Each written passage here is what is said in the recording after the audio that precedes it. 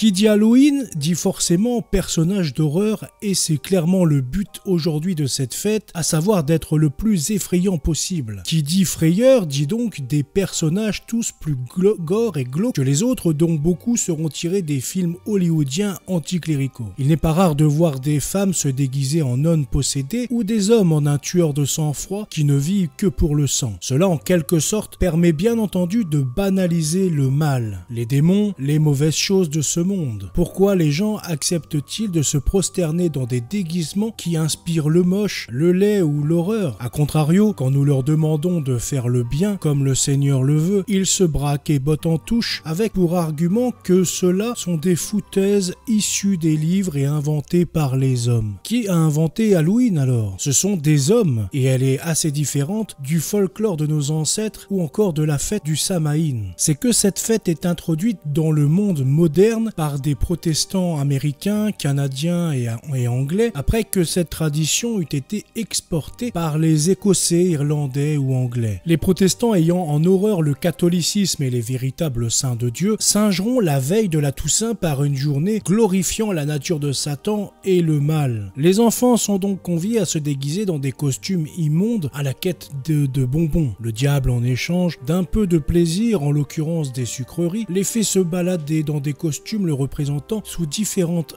images. Et après ça, on va nous dire mais pourquoi il y a des guerres, des famines, du mal dans ce monde? Faire le bien commence déjà par là, c'est-à-dire à rejeter le mal, peu importe qu'il ait l'air de quelque chose d'anodin ou non. Déguisez plutôt vos enfants, qui sont purs et insouciants, en des petits anges, en des saints, en des prêtres aimant le Seigneur. Ce qui nous conduit à l'incitation à banaliser les pratiques occultes telles que le spiritisme, la dévotion à des faux dieux ou à des démons, en plus de glorifier le mal, de rigoler de celui-ci jusqu'à en faire une fête à son honneur. Halloween est le moment propice pour l'occultisme. L'occultisme, ce sont les sciences occultes, l'ésotérisme. Cette pratique consiste à contacter les morts par le biais du Ouija, de l'écriture automatique ou encore par la transe méditative. Et là, c'est un énorme danger qui attend l'homme dans ces chemins-là, car ça ne concerne plus une simple fête, ni un déguisement, mais l'homme engage clairement son âme et il a des risques de terminer en enfer pour cela. Les démons veillent à faire en sorte que l'homme se perde. Il n'hésitera donc pas à les inciter durant cette journée à commettre ce genre de pratique dans le but de s'agripper plus facilement à elles grâce aux portes qu'elles auront ouvertes. L'homme, en faisant ça de lui-même, donc en usant de son libre arbitre, expulse son ange gardien des tours gardiennes de son âme et laisse la porte du donjon ouverte. Les démons s'y introduiront sans aucune difficulté et cela peut amener la possession. En effet, l'homme peut entrer en relation avec les anges et les démons car tous deux sont des êtres intelligents et libres. Dans ces conditions, tant l'homme que les anges et les démons peuvent faire usage de leur liberté et s'unir pour atteindre une fin commune. Mais pour cela, il faut qu'il y ait un point de contact entre eux, c'est-à-dire qu'ils aient des dispositions analogues. Lorsque des relations s'établissent entre des êtres de nature différente, il est évident que l'être de nature supérieure impose ses dispositions à l'inférieur. C'est la loi du plus fort. Les exorcistes ont d'ailleurs mis en garde contre le fait que les jeunes